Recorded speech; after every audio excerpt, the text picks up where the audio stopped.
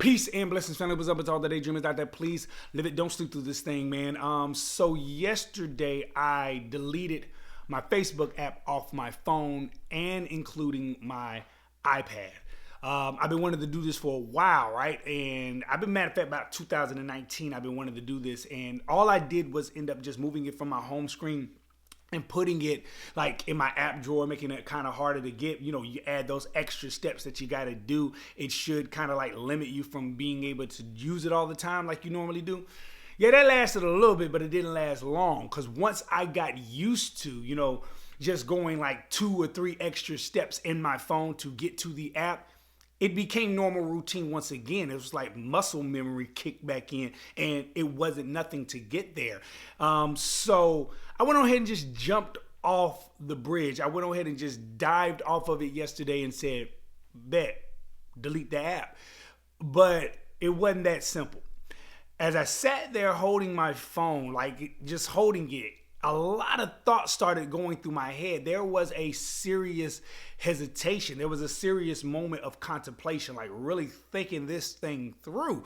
And 3 things went through my mind as I started to process, should I delete this Facebook app off my phone?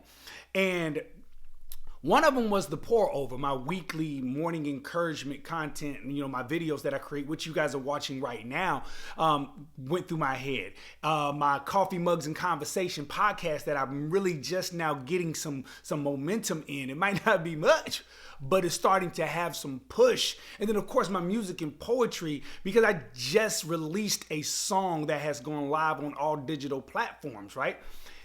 And I thought to myself, man, you are about to delete this app at a time where you probably, oh no, ain't no probably, bro. You need this app to promote your work. You need this app like your body needs water. And I'm not joking. This is not just to kind of like make it all sound hype and crazy. No, this was literally actually going through my head. I was telling myself I wasn't going to be able to live without this app as an artist, right? But let's look at it deeper. It wasn't even just the artistry about it. I wasn't going to be able to live without this app as a human being. It was like deleting this app. It was like I was telling myself, deleting this app off my phone, my world was going to crash. But it was in that moment, that pause, which seemed like forever, I pressed uninstall. And as my phone went through the process of uninstalling the Facebook app from off my phone, I noticed that my world didn't crumble.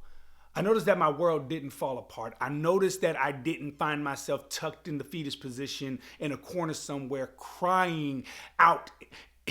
I noticed none of that happened.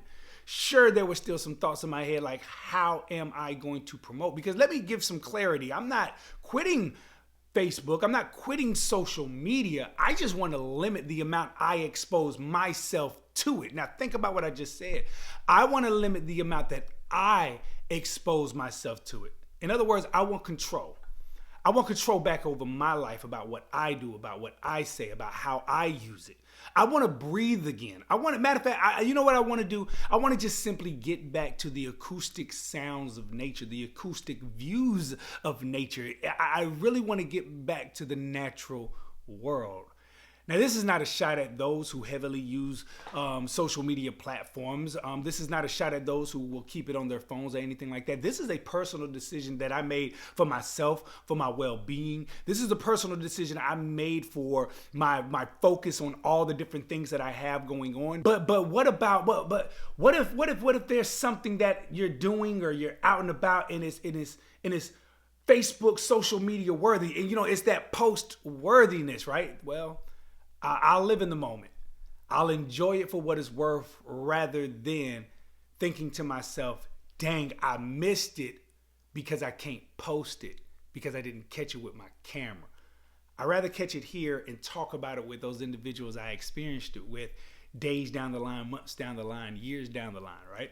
But current events, we catch everything through social media, news and what's going on in our world and everything like that. I'm pretty sure that I'll get the information the old school fashioned way through word of mouth and just physical face-to-face conversation with other individuals.